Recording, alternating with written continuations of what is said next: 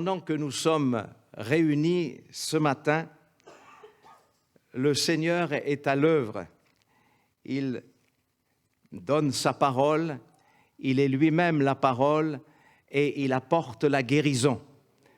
La guérison, elle ne se voit pas comme un déclic que nous poussons. Elle vient, Dieu envoie sa parole et il les guérit.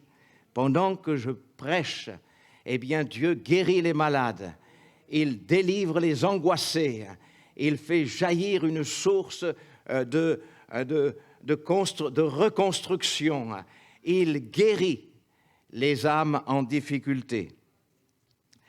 Et depuis quelque temps que je sais que je serai avec vous, j'ai prié le Seigneur et j'ai sur mon cœur ce texte dans l'épître de Paul aux Philippiens,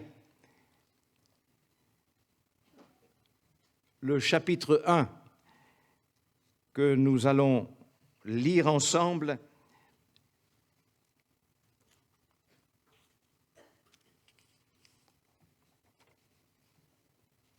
Au chapitre 1 et le verset 12. Il est écrit « Je veux que vous sachiez, frères, que ce qui m'est arrivé a plutôt contribué au progrès de l'Évangile. En effet, dans tout le prétoire et partout ailleurs, nul n'ignore que c'est pour Christ que je suis dans les liens. Et la plupart des frères dans le Seigneur, encouragés par mes liens, ont plus d'assurance pour annoncer sans crainte la parole. Quelques-uns, il est vrai, prêchent Christ par envie et par esprit de dispute, mais d'autres le prêchent avec des dispositions bienveillantes. Ceux-ci agissent par amour, sachant que je suis établi pour la défense de l'Évangile. Tandis que ceux-là, animés d'un esprit de dispute, annoncent Christ dans des intentions qui ne sont pas pures et avec la pensée de me susciter quelque affliction dans mes liens. Qu'importe. J'ouvre une parenthèse, ce n'est pas à nous à juger, mais on a le droit de discerner.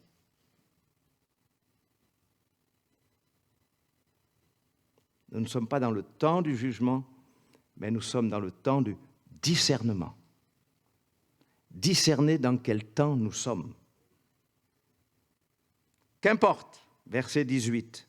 De toute manière, que ce soit pour l'apparence, que ce soit sincèrement, Christ n'est pas moins annoncé. Je m'en réjouis et je m'en réjouirai encore, car je sais que cela tournera à mon salut grâce à vos prières et à l'assistance de l'Esprit de Jésus-Christ. Selon ma ferme attente et mon espérance, je n'aurai honte de rien. Mais maintenant, comme toujours, Christ sera glorifié dans mon corps avec une pleine assurance, soit par ma vie, soit par ma mort.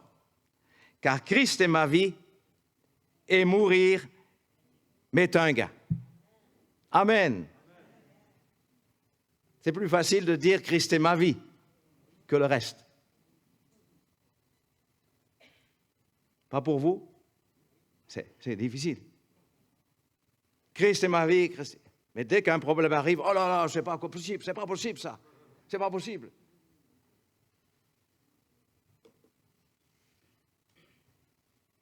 Nous avons là une situation qui est très difficile pour un homme de Dieu qui s'appelle l'apôtre Paul. Il va écrire aux frères et sœurs de Philippe, qui est une église dont il a ouvert, il a participé. Nous avons le résumé dans Actes au chapitre 16. Paul est le fondateur de l'église de Philippe, il se confie à eux. Mais dans cette lettre qu'il va leur écrire, il y a une puissante joie, alors qu'il se trouve en prison. alors qu'il se trouve sous une épée de Damoclès. Il va mourir. La sentence des hommes va venir. Et à cause de l'Évangile, à cause d'accusations, à cause d'un traquenard, à cause de toutes sortes de troubles, d'épreuves, il est menacé de mourir. Comment peut-il harmoniser la joie du salut avec la menace? Et pourtant, c'est possible. C'est possible parce que cet homme a appris le contentement. Il a appris à se réjouir au-dessus de tous les événements. Il a appris à être, dans le monde qui l'entourait, heureux du salut en Jésus-Christ. Et si vous êtes un lecteur de la Bible, cette épître aux Philippiens est une épître qui met en haut la joie du salut. Plus de 32 fois, le mot joie, se réjouir, est écrit. Et c'est là qu'on voit la force du message de Dieu. Nous sommes dans des temps mauvais. Nous sommes dans des temps impurs. Nous sommes avec des menteurs qui se cachent.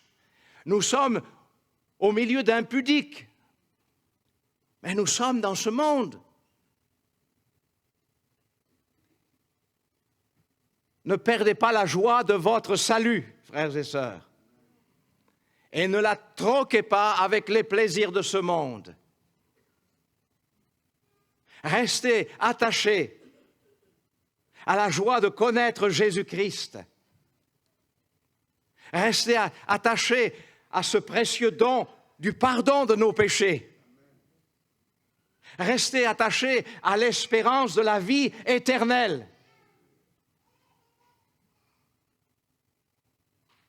Nous avons une raison de vivre dans la joie. Qu'elle ne nous soit pas volée par le tentateur, par les choses que présente le tentateur, les joies éphémères, les vanités de vie ou de mouvement. Ce qui est important, c'est de craindre Dieu et d'avoir une relation avec Jésus-Christ qui est ma vie, dira l'apôtre Paul. Et c'est là que mourir est un gain, puisque j'ai tous les avantages de partir avec le Seigneur. Jésus a connu la mort et il n'a pas tremblé. Il s'est confié en Dieu. Il n'a pas cherché des formules rapides par des médicaments, par des paroles sophistiquées, des discours humains. Il s'est confié en Dieu. Mais il y a un autre mot qui jaillit dans cette épître. Je ne sais pas si vous l'avez vu, mais il y a un mot qui est fort dans le langage de l'apôtre Paul, c'est l'Évangile. L'Évangile est utilisé 9 fois. Et cet Évangile a une raison de vivre pour l'apôtre Paul, puisqu'il est un prédicateur de l'Évangile. Il va défendre l'Évangile. Il va prêcher l'Évangile. Il aurait pu aller dans les grandes écoles pour devenir un docteur de la loi, mais il a préféré s'associer à l'Évangile.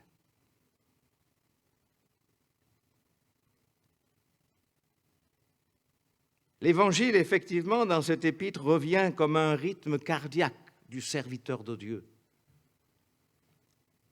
il est animé chaque jour, à chaque moment, la nuit, le jour, en prison ou en liberté, par l'Évangile.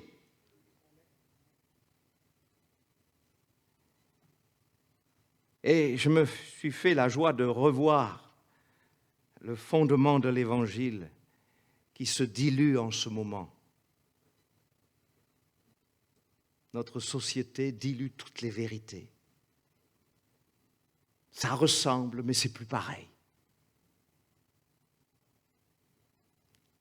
Avant l'Évangile, apporter la guérison, maintenant, il faut chercher ailleurs. Avant, on était dans le repos avec l'Évangile, maintenant on s'agite, même quand on est chrétien.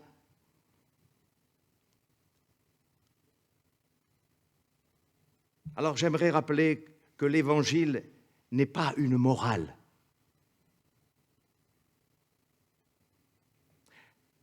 Ce n'est pas une morale pour une bonne conduite.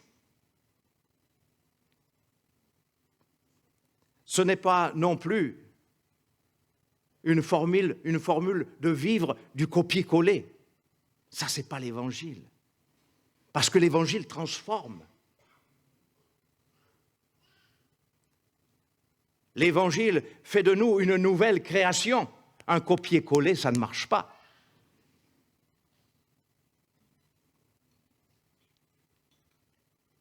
Ce n'est pas une morale. Ne pas confondre aussi avec un autre évangile.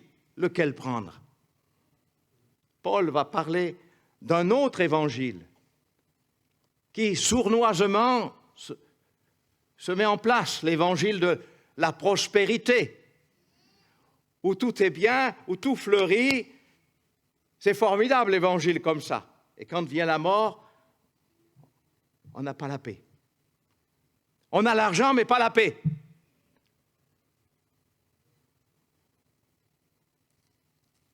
Dans l'Épître aux Galates, je voudrais rappeler que Paul lui-même disait, si nous-mêmes, si un ange du ciel annonçait un évangile s'écartant de celui que nous avons prêché.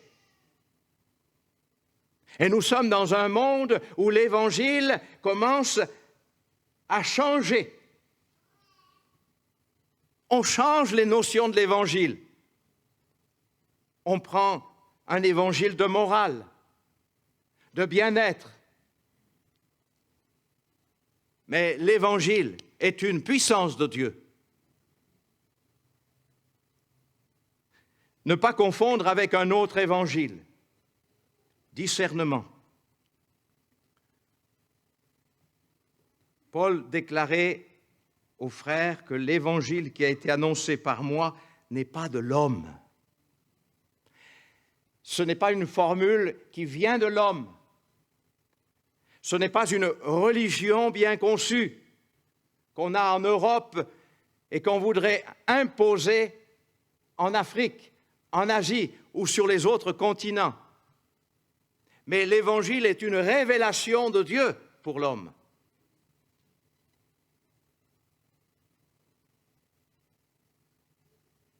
Dissocier l'Évangile avec les mauvais ouvriers, ceux qui prêchent par envie, par esprit de dispute, qui prennent l'Évangile avec des divisions. Ils divisent, sous-divisent et ne multiplient jamais. C'est un mauvais calcul. Quelques-uns prêchent Christ par envie, où l'orgueil de l'homme se manifeste. Nous ne sommes pas dans un évangile qui divise, mais nous sommes toujours dans l'évangile qui sauve, sans distinction de personne, sans favoritisme. Un évangile qui s'approche de toutes les maisons. Un évangile qui apporte la grâce de Dieu. Un évangile qui manifeste une progression pour que toute langue entende parler de Jésus, pour que dans tous les pays, on entende parler de Jésus. Cet évangile, c'est la personne de Jésus-Christ, celle qui est unique. Cet évangile, c'est l'œuvre de la croix, l'unique rendez-vous des pécheurs pour être sauvés. Le mot évangile signifie bonne nouvelle. Un, c'est le message du salut par la foi en Jésus-Christ.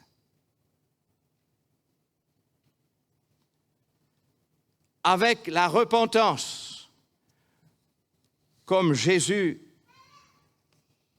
l'a demandé. Deux, c'est la puissance de Dieu pour le salut de quiconque croit, pour les Juifs comme pour les Grecs.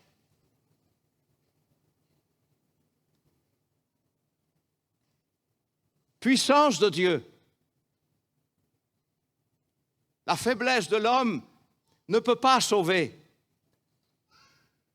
Mais la puissance que Dieu a mise dans l'Évangile sauve. Il y a une puissance pour repousser les ténèbres. Il y a une puissance pour délivrer les captifs. Il y a la puissance de Dieu pour ouvrir les yeux des aveugles. Il y a la puissance pour ouvrir ce qui a été fermé. Et nous savons qui est celui qui ferme, qui voile. Satan ne veut pas que l'Évangile brille aux yeux des nations. Mais Paul l'a compris. Il prêche l'Évangile. Et trois, c'est une révélation de Jésus-Christ. Comme il le dira lorsqu'il écrira aux Galates. C'est une révélation de Jésus-Christ. Il faut que je retrouve le passage.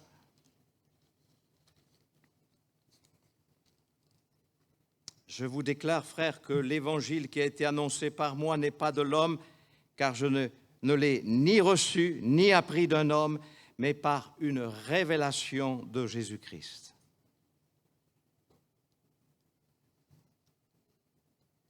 On a perdu ce côté divin. Et on voudrait mettre l'évangile d'une manière raisonnable. Quelqu'un m'a dit un jour, vous croyez encore ces choses?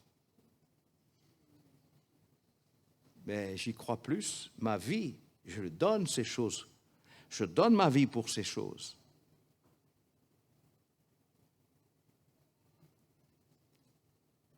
Toute notre vie que nous avons passée à prêcher l'Évangile, si je pouvais le refaire, je le referais. De la même manière, mais avec un temps différent. Peut-être que je serai plus sage, ça c'est sûr. Je ne ferai pas les mêmes bêtises. Mais le Seigneur, il fait grâce. Quand on commence, il a toujours sa main près de nous.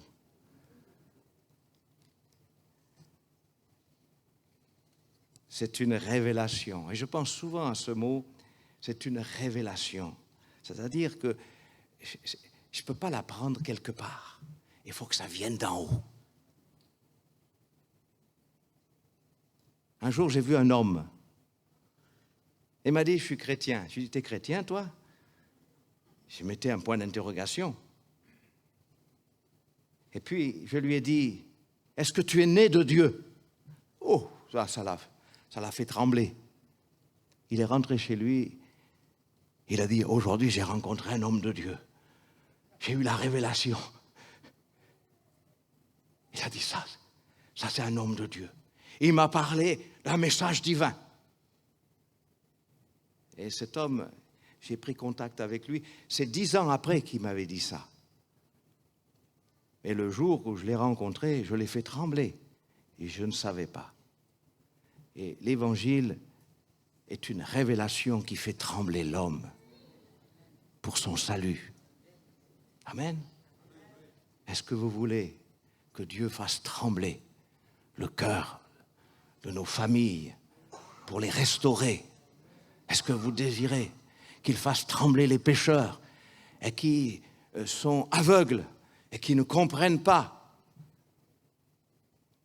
Nous pouvons avoir ce genre de prière. J'ai donné le titre de cette méditation, j'ai mis les progrès de l'Évangile. Est-ce que l'Évangile est dans un coffre qu'on ne touche plus? Est-ce qu'on met cette vie et cette puissance, cette révélation dans un bouquin qu'on n'ouvre plus? Est-ce que c'est ça la vie chrétienne? Nous allons fermer nos projets et ouvrir les projets de Dieu.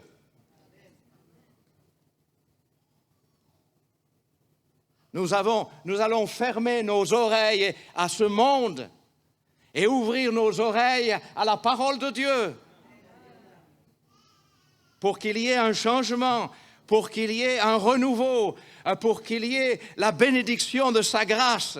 L'Évangile n'a pas perdu sa saveur, ni sa puissance, ni sa révélation. Alléluia! Certains pensent qu'avec plus de traduction, on aura plus de révélation. C'est faux. C'est un mensonge intellectuel. Un jour, un homme avec un problème à la maison, il a dit « Dis un mot et mon serviteur sera guéri ». Il n'a pas demandé « Donne-moi une bonne traduction pour que je comprenne ». Nous avons besoin de retrouver la parole de Dieu, le contact avec la révélation, avec l'inspiration par le Saint-Esprit. J'ai regroupé tous les mots « évangile » que l'on retrouve dans Philippiens. Et il y a d'abord, au chapitre 4 et le verset 15, la prédication de l'Évangile. Vous le savez vous-même, Philippiens, au commencement de la prédication de l'Évangile, lorsque je partis de la Macédoine, etc., etc. Voilà un homme qui croit à la mission de prêcher l'Évangile. La prédication de l'Évangile se perd. On n'a plus le temps pour ça. On n'a plus le temps pour l'écouter. On n'a plus le temps pour s'y consacrer.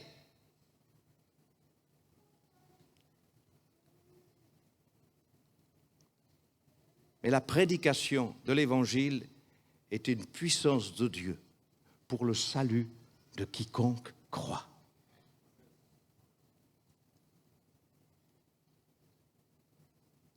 La prédication de l'Évangile va confondre la sagesse des sages de ce monde. Ce n'est pas un discours habilement conçu, mais la prédication de l'Évangile, c'est le passage, c'est la voie ouverte pour la puissance de Dieu à la guérison des malades, à la délivrance des captifs et à ouvrir les yeux des aveugles. C'est en prêchant l'Évangile que la puissance de Dieu va se révéler.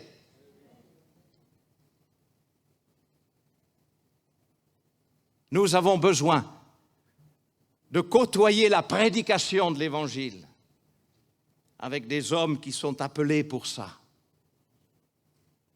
Jésus a prêché l'Évangile. Et l'Évangile de Marc commence par ces termes sans ambiguïté.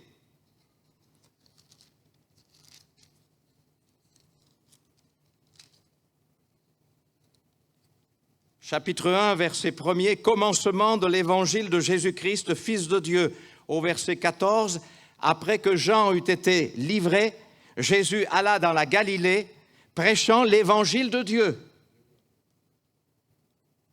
Il disait, le temps est accompli et le royaume de Dieu est proche, repentez-vous, croyez à la bonne nouvelle. Est-ce que c'est un message pour notre génération? Vous le croyez? Moi aussi, je le crois. Et nous avons besoin de prier pour que la prédication de l'Évangile ne s'éteigne pas avec le contenu véritable d'une bonne nouvelle pour les pécheurs qui se repentent et qui croient au Seigneur Jésus. La prédication de l'Évangile. Il y a beaucoup à dire là-dessus, mais je vous laisserai le temps de le faire. Ensuite, au chapitre 2 et le verset 22,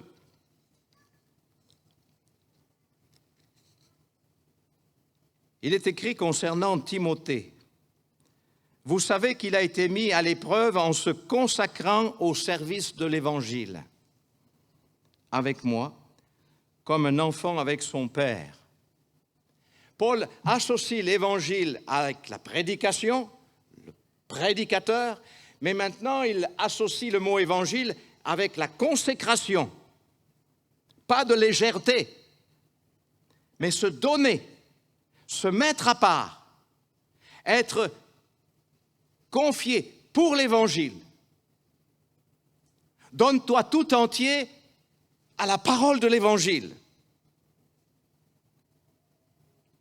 Il n'y aura pas de fruit si on ne se consacre pas.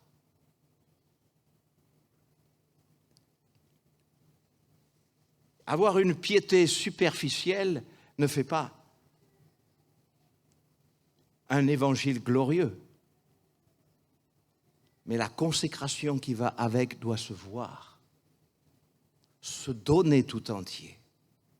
Donne-toi tout entier à Dieu. Donne-toi tout entier à ton Sauveur.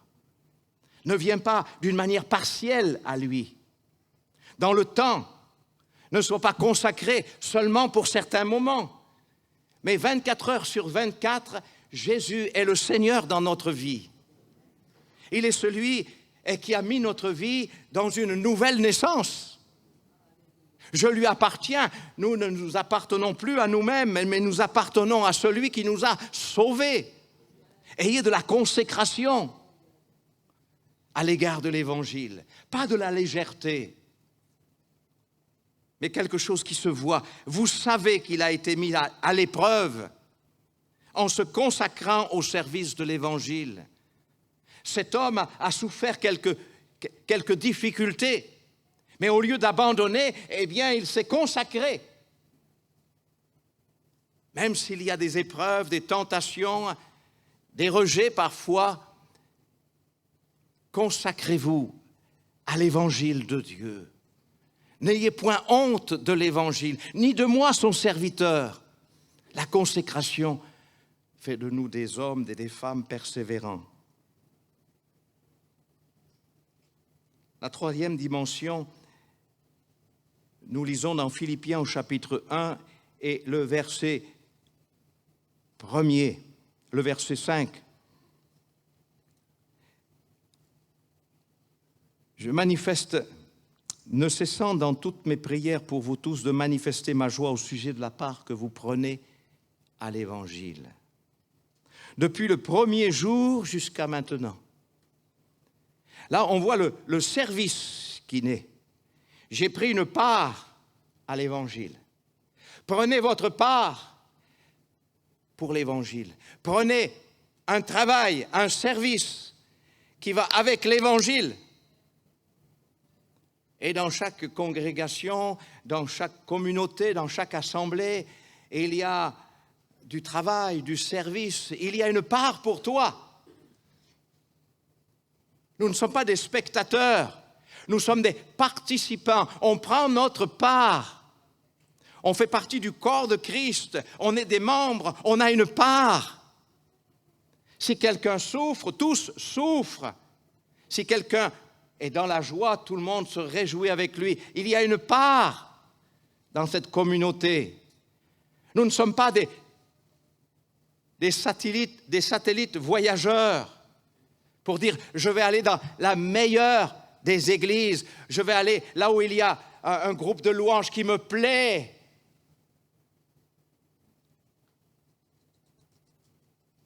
Le monde fait ça, mais pas nous. On prend une part depuis le début jusqu'à aujourd'hui. Et je voudrais féliciter et encourager ceux qui n'ont pas lâché la bonne part dans le service de Dieu, dans la maison de Dieu, dans le travail auprès d'une âme. Que le Seigneur vous bénisse et vous aide à garder cette part et à l'épanouir, à la partager et peut-être aussi à la confier à d'autres. Parce qu'il y a des choses qu'on ne peut plus faire comme avant. Alors on confie à d'autres et on prie pour que cette part se partage avec d'autres. Depuis le premier jour, n'attendez pas la fin de votre vie pour dire « Ah, je vais m'engager à prendre une part dans l'Évangile ». N'attendez pas. N'attendez pas. La quatrième valeur, je répète, la prédication avec l'Évangile, la consécration avec l'Évangile, la part, le service avec l'Évangile. La quatrième vérité, c'est la conduite digne de l'Évangile.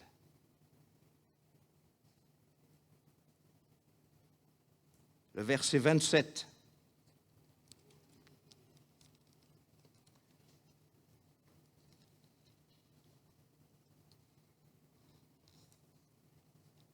Verset 27. Seulement conduisez-vous d'une manière digne de l'évangile de Christ, afin que, soit que je vienne vous voir, soit que je reste absent, j'entende dire de vous que vous demeurez ferme dans un même esprit. Alléluia. Conduisez-vous d'une manière digne de l'évangile. Là, on touche la conduite, l'attitude, ce que les autres voient, ce que les autres entendent, les paroles, le comportement. La conduite qui va avec l'Évangile, c'est une conduite de vérité, c'est une conduite de sainteté, c'est une conduite avec des paroles vraies. Nous avons besoin de nous ajuster à l'Évangile pour que lorsque l'Évangile les touchera, ils vont identifier ceux qui appartiennent à l'Évangile.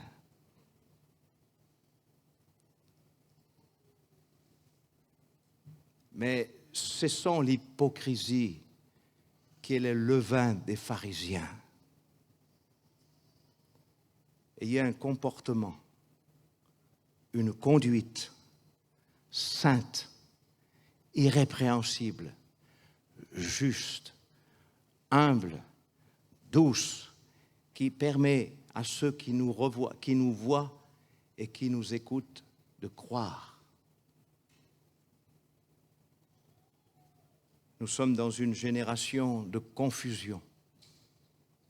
Il ne faut pas en rajouter, mais plutôt contrer cette confusion. Je sais à qui j'appartiens. Je sais en qui j'ai cru. Et vous le savez aussi. Vous savez dès le commencement comment je suis venu prêcher l'Évangile et combien aujourd'hui je suis sur les mêmes mesures. Que la grâce du Seigneur soit avec vous. Si vous invoquez le Seigneur qui est saint, que votre conduite soit sainte. Et la cinquième valeur attachée à l'Évangile, c'est le combat. Un combat, il y a plusieurs versets là-dessus.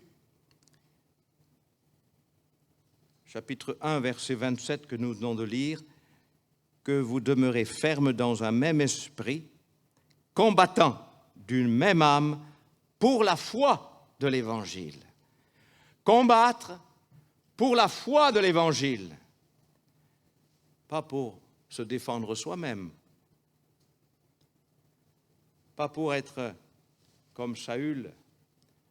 Il dit, mais donne-moi de l'honneur devant toute l'armée, là.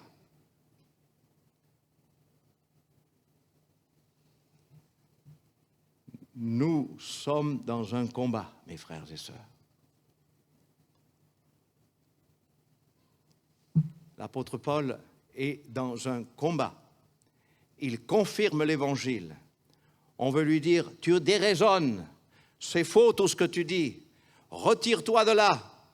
Il a dit, je confirme. Le verset, chapitre 1, verset 7. Il est juste que je pense ainsi de vous tous parce que je vous porte dans mon cœur, soit dans mes liens, soit dans la défense et la confirmation de l'Évangile. Vous qui tous participez à la même grâce que moi, car Dieu m'est témoin que je vous chéris tous avec la tendresse de Jésus-Christ. La défense et la confirmation de l'Évangile, c'est dans l'épreuve qu'on va voir et qu'on va pouvoir confirmer l'Évangile.